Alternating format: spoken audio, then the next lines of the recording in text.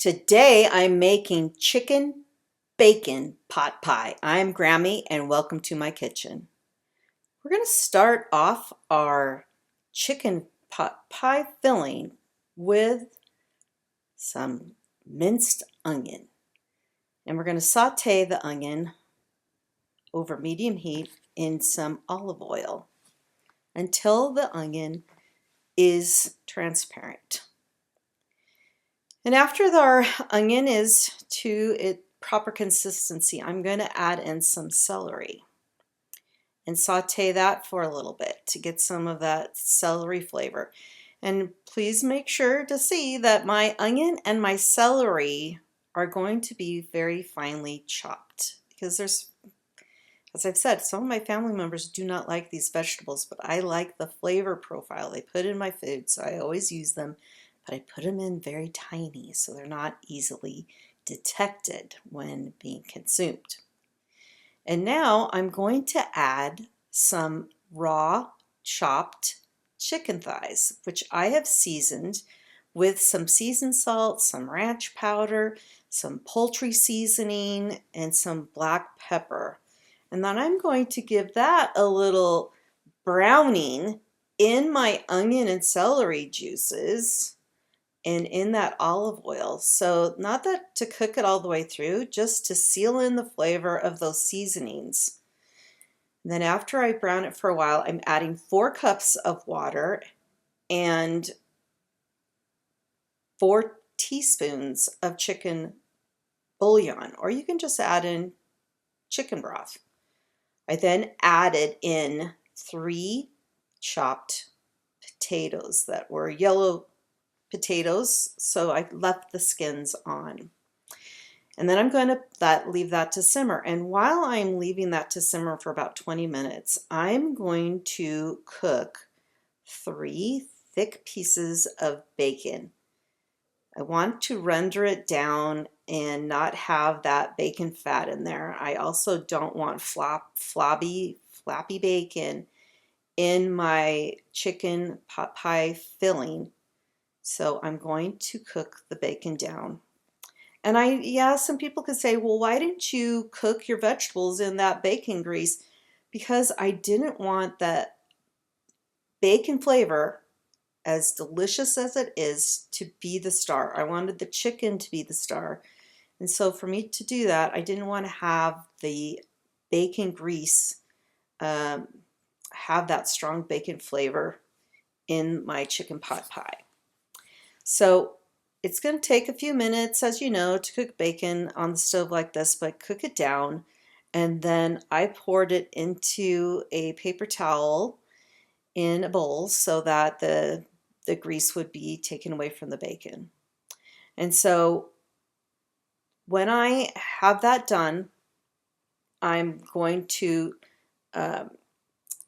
stir in a half bag of frozen mixed vegetables into my chicken stew, because that's basically what we're making first. It's like a stewing of some yummy chicken stuff. And so I'm going to mix in my half bag of mixed veg. And then I'm going to make a slurry using 2 cups of milk and about a half cup of cornstarch. Now, I don't think you need to use full half cup when you make your own. Having been, made this and have seen the results, you could cut it down to maybe even a quarter of a cup. It would probably give you enough thickening. But I'm going to add my slurry to my chicken stew, and you notice it thickened very fast and very thick. To add some flavor back into the stew, I'm putting in 4 tablespoons of butter and my rendered bacon so that everything gets mixed completely. And actually I added 5 tablespoons of butter. You can always give it a taste to make sure you have enough seasoning. But if you do what I did with seasoning your chicken, your stew is going to be just perfect. And then I put the lid on this, I turn off my stove, and then I turn my attention to my pie. You're going to remember to preheat your oven to 425 degrees. So I am again using pre-made pie crust, which is a shortcut, and it's fine to use. And you also notice that I've made enough filling to fill 2 complete pies. And this is also a time saver. All you need to do, if you don't need 2 pies, if your family can only handle 1, put one of these pies when it completely cools down into your freezer and let it freeze completely before you take it out of this pie shell, out of the pie pan, and then you just stick it in a Ziploc bag, and when you're ready to have chicken pot pie again, just open it up, put it into your pie dish, and then you can bake it in a 425 degree oven. When that pie pan gets a little bit closer to room temperature.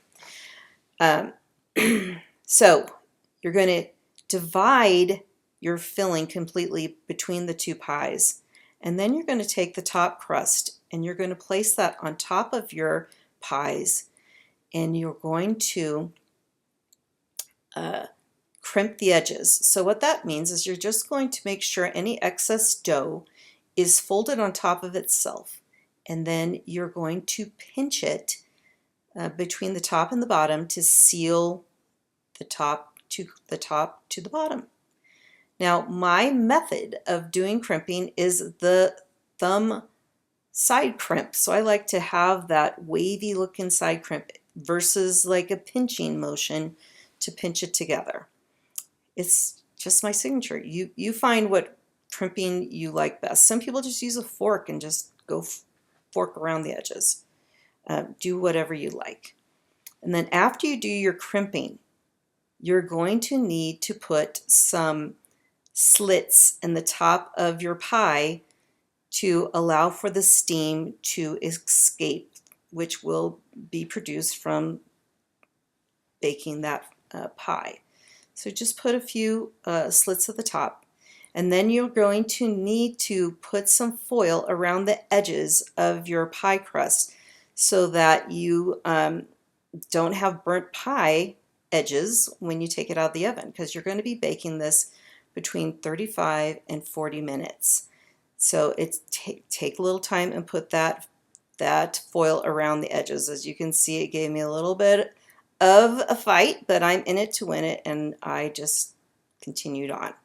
So once you get your foil on and your oven's to temperature at 425, you put it in your oven and bake it for approximately 35 to 40 minutes. And after that time, you take out your beautiful pie, and then I always serve it up to my favorite tester, Papa. Papa, what do you think of my pie? Hi everyone, tasting time again. This is some of Grammy's chicken bacon pot pie.